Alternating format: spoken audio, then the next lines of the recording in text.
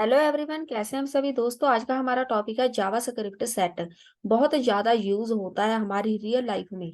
अगर आप कोई ई कॉमर्स वेबसाइट बनाना चाहते हो, कोई रजिस्ट्रेशन की एप्लीकेशन हो जाए, वेबसाइट हो जहाँ पर रजिस्टर करना पड़े, वहां पर बहुत यूज होता है। क्यों? यहाँ पर एरे एंड सेट दोनों एक जैसे ही होते हैं। यहाँ पर हम पहले एक मैं सेट क्रिएट करके दिखाती हूँ। यहाँ पर मैं लिख रही हूँ न्यू सेट, और इसके बीच में लिख रही हूँ कुछ आइटम्स। अब देखो, सेम हमारे एरे की तरह ही है, ठीक है। ये बिल्कुल एरे की तरह दिखता है, उसी की तरह काम करता है, लेकिन इनमें डिफरेंस क्या है। मैं पहले यहाँ पर एक इसकी इसको प्रिंट करा देते हैं। इसमें कितनी आइटम्स है एक एरे सेट में, वो हम यहाँ से चेक करेंगे। इसको हम रिफ्रेश करते हैं। मेरे पास 3 आइटम है एक सेट में।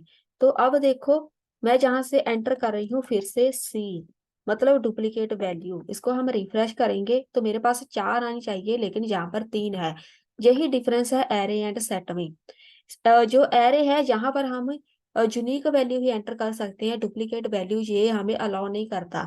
दूसरी तरफ एरे की बात करें, वहां पर हम जितनी मर्जी डुप्लीकेट वैल्यू एंटर करते जाएं, एरे हमें कभी नहीं बोलेगा कि ये आइटम ऑलरेडी आपके लिस्ट में है या फिर आपके डाटाबेस में है। यही डिफरेंस है दोनों में। अब देखो, जहां से मैं डी एंटर करती हूँ, डी लिख दिया मैंने, इसको रिफ्रेश करते हैं। यहाँ पर आ गया 4, ठीक है। एक आइटम होगी इंक्रीज। तो जहां पर जितनी आइटम हम इंक्रीज करते जाएंगे वो हमें बताता जाएगा, लेकिन डुप्लीकेट वैल्यू ऐड करते भी जाओ, वो हमें यहाँ पे दिखाएगा नहीं, ठीक है। अब देखो, रियल लाइफ में हम कैसे यूज करते हैं सेट को। हम चलते हैं एक वेबसाइट पे। स्नैपडील हमारे पास ये वाली वेबसाइट है, मैंने ये वाली वॉच बाय करनी है, ठीक है। इसको मैंने ऐड टू कार्ट कर दिया। ऐड टू कार्ट पे किया क्लिक। अब देखो, मेरे पास यहाँ पर एक मैसेज आया है। मैंने अभी कुछ टाइम पहले ये वाली जो वॉच है मैंने कार्ट में ऐड की थी, तो वो हमें बोल रहे हैं कि ये ऑलरेडी प्रेजेंट है आपके कार्ट में। तो अगर आप इसको ऐड करना चाहते हो तो आप इसकी क्वांटिटी इंक्रीज कर सकते हैं। तो आप ये जहाँ से एग्जांपल देखो कि इन्होंने यहाँ पे सेट यूज किया हुआ है। सेट के थ्रू आप ऐसी वेबसाइट बना सकते हैं जहां पर आपने कार्ट में एक ही वैल्यू ऐड करनी हो। अब देखो, जहां से कार्ट, इसको हम इसको सिलेक्ट करते हैं। तो ये है हमारी एक वैल्यू जहां पर ऐड हुई थी, इसको रिमूव कर दो, ठीक है। कार्ट हो गया खाली। अब इसको फिर से हम ऐड टू कार्ट करते हैं। ऐड टू कार्ट किया तो मेरे पास होगी एक आइटम यहाँ से कार्ट में ऐड, जहाँ पर देखो ऐड टू कार्ट। अब फिर से बैक चलते हैं। मैं फिर से यहाँ से ऐड टू कार्ट कर रही हूँ। ऐड टू कार्ट किया, मेरे पास ऑलरेडी वहां पर जे वाली वॉच है। वो बोल रहे हैं कि भाई आपके कार्ट में ऑलरेडी है। तो वहां पर आप इसकी क्वांटिटी इंक्रीज कर सकते हैं, डुप्लीकेट वैल्यू ऐड नहीं कर सकते। तो आप खुद सोचो कि हमारे एक छोटे से सेट के साथ हम कितना बड़ा काम कर सकते हैं। अगर जहां पर देखो, आप ऐसी वेबसाइट बनाना चाहते हैं या फिर एक ऑनलाइन शॉपिंग की एप्लीकेशन बनाना चाहते हैं, तो वहां पर आप सेट लगाएंगे, ना कि एरे। अब अगर आप जहां पर एरे लगा देते तो क्या होता। तो एरे के साथ हम जितनी मर्जी वैल्यू ऐड करते जाते, वहां पर ये क्वांटिटी इंक्रीज कर सकता है उसकी, ठीक है। वैल्यू ऐड होती रहेंगी, ठीक है। जितनी मर्जी वॉच ऐड करते जाओ, लेकिन वहां पर उसकी क्वांटिटी इंक्रीज होती रहेगी। आइटम हमारी एक ही रहेगी। तो ये है हमारा सेट, इसको हम ऐसे यूज करते हैं। अब देखो, इस समय मैंने आइटम कोई भी ऐड कैसे करनी है, जहां पे डायरेक्ट नहीं करेंगे हम जाएंगे यहाँ पे, इसको हटाओ। उसके लिए हमारे पास एक मेथड होता है ए डॉट एड। बस यहाँ पर जो भी वैल्यू आपने ऐड करनी है वो लिखो। मैंने डी लिख दिया। डी इसमें नहीं है तो इसको रिफ्रेश करके देखते हैं। ये देखो, इसकी वैल्यू हो गई 4। अब मैं यहाँ पर डुप्लीकेट वैल्यू ऐड कर रही हूँ। ए कर देते हैं, रिफ्रेश। ये इसकी वैल्यू हो गई 3, मतलब वो वाली आइटम यहाँ पर ऐड नहीं हुई। तो यहाँ पर आप कोई भी मैसेज प्रिंट करा सकते हैं साथ में कि ये ऑलरेडी एग्जिस्ट है कि आपके कार्ट में या फिर आपकी लिस्ट में। ऐसे आइटम ऐड कर सकते हैं। अब नेक्स्ट चलते हैं, जहाँ पे हम चेक कर लेते हैं कि डिलीट कैसे करना है। जहाँ ऐड लिखा हुआ है यहाँ पे हम डिलीट लिख सकते हैं। पहले हम डायरेक्ट डिलीट लिख के देखते हैं कि डिलीट होता है कि नहीं। रिफ्रेश करते हैं, यहाँ पे हो गया 2। तो जैसे हमारे पास कार्ट में होता है कि हमें भाई ये वाला नहीं चाहिए, हमने जहाँ से रिमूव करना है, तो आप वहां पर डिलीट ऑप्शन लगाएंगे। रिमूव बटन पे क्लिक किया तो मेरी आइटम यहाँ से डिलीट होनी चाहिए। डिलीट हो गई। तो जहाँ पर हमारा कार्ट हो गया खाली, उसको हम बोलते हैं डिलीट। यही छोटे छोटे मेथड मिलके आपकी एक बहुत बड़ी वेबसाइट बनाते हैं। खुद सोचो, आप एक अमेजोन वाली वेबसाइट ऐसे बना सकते हैं, जहाँ से डिलीट हो गया और क्लियर भी कर सकते हैं। क्लियर का मतलब होता है एक एक आइटम डिलीट करने के बजाय हम पूरे का पूरा कार्ट ही खाली कर देंगे, ठीक है। एक एक डिलीट नहीं करेंगे, उसके लिए हमारे पास होता है क्लियर मेथड। यहाँ से इसको रिफ्रेश करते हैं, रिफ्रेश 0। यहाँ पे देखो सारे ये हमारी लिस्ट होगी खाली, कार्ट ऐसे यहाँ से खाली हो गया, ठीक है। कार्ट को हम एक साथ ही क्लियर कर सकते हैं कि हमने शॉपिंग करनी ही नहीं है।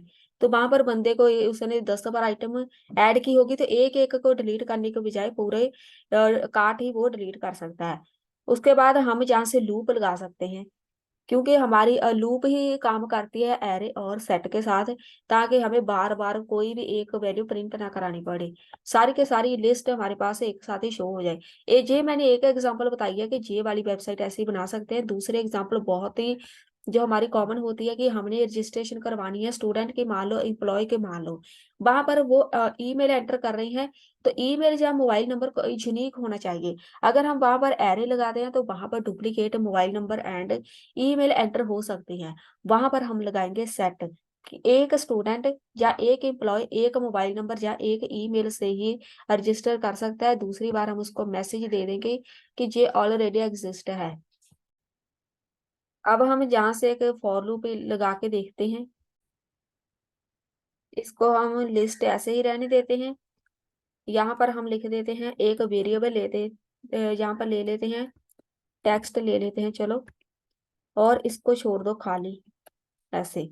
तो जहां पर हम फॉर ईच लगाएंगे, यहाँ पर आएगा हमारा वेरिएबल डॉट फॉर ईच हमारी लूप लगेगी इसके साथ, और यहाँ पर एक फंक्शन बना देते हैं, ऐसे लगाते हैं हम लूप। इसके बीच लिखो वैल्यू, और ये वैल्यू आप कोई और भी ले सकते हैं कीवर्ड, मैंने वैल्यू लिखा हुआ है। तो यहाँ पर लिखो text text plus is equal to, यहाँ पर हम इसको वैल्यू दे देंगे कि हमें पूरी लिस्ट शो करानी है। तो यहाँ पर ऐसे बिया टैग लगाओ ताकि नेक्स्ट नेक्स्ट लाइन में वो जाता रहे। पहले हम इसको प्रिंट करा देते हैं। अब यहाँ पर हमारी एक ब्रेस बंद होगी, ये वाली, जहाँ पर लिखो डॉक्यूमेंट डॉट राइट, प्रिंट मैंने कराना है टेक्स्ट को। पहले रिफ्रेश करते हैं, अब हम एरर देखते हैं, सिंटैक्स एरर होगी। ये देखो, इससे पता चलता है अगर आप बीएस कोड यूज कर रहे हैं तो वहां पर ऐसे जहां एरर होगी हमें पता चल जाएगा। यहाँ पर देखो ये वाली ब्रैकेट जहां खत्म नहीं होगी, यहाँ पर खत्म होनी है इधर। तो इसको हम रिफ्रेश करते हैं, ये आ गई हमारी सारी वैल्यूज, जो जो भी हमने वैल्यू यहाँ पे ऐड की है वो आ जाएंगी। हाँ, अब हम यहाँ से सी ऐड करने जा रही हैं, रिफ्रेश करो। अब देखो वो सी हमारे पास नहीं शो होगी, जितनी मर्जी डुप्लीकेट वैल्यूज ऐड करते जाओ वो हमारे सामने शो ही नहीं होगी, ठीक है। तो यहाँ पर मैं इसको छोड़ के हम ऐड वाला मेथड भी लगा के देख लेते हैं, ए डॉट ऐड, ए ऐड करो, रिफ्रेश, ऐड नहीं हुई ए। अब हम डी ऐड करते हैं, रिफ्रेश, तो यहाँ पर होगी डी ऐड।